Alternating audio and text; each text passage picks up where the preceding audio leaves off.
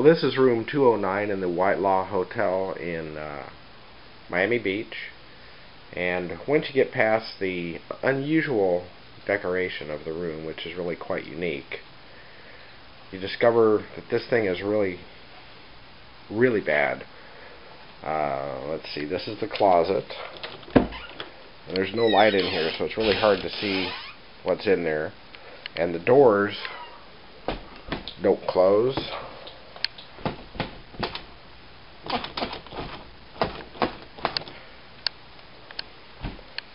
Great big huge television, very few channels. If you want to watch CNN or Fox News or the Food Network, you're in good shape. But if you want to watch any network shows, forget it, they're not there. The bathroom has no Kleenex. While it looks very nice, it's very hard to actually use. First thing we noticed was the sink. When you turn the water on, runs right out the sink.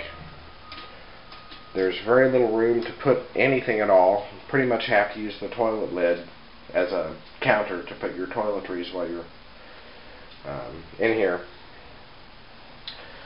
The toilet and the little sink table here are so close to each other, you can see that the edge of the sink here goes well over the toilet, so when you're sitting on the toilet you kind of have to lean over that way to avoid, well, because the table's in the way there. The shower looks really nice, but you'll see the only place to hang a washcloth is on the shower knob, so you can't hang two washcloths. And if you're the second person using a shower, it's kind of gross to have to reach in and move somebody else's cold, wet washcloth in order to turn it on. And I don't know if you noticed, but there's no shower door.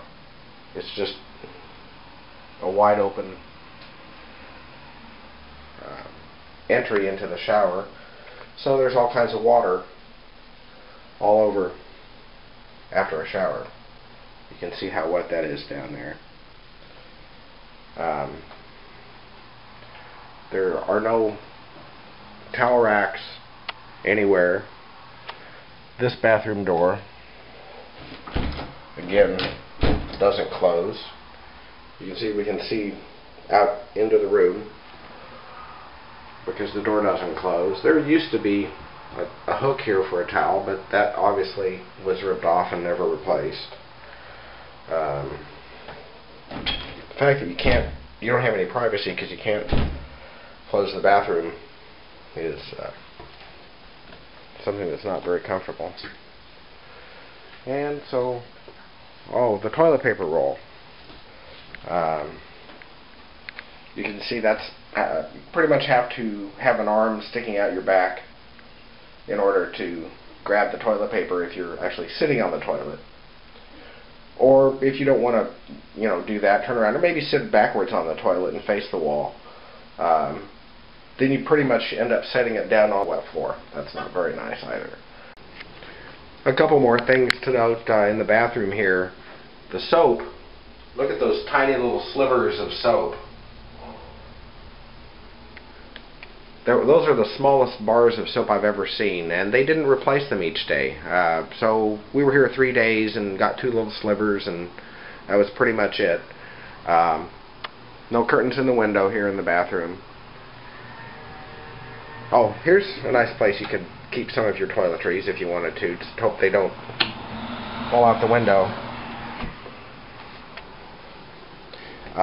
Back to the main room, the palatial suite that has, there's absolutely no coffee pot. Everything here is based on booze, it seems. You've got all kinds of booze you can buy, either here in the well-stocked mini bar.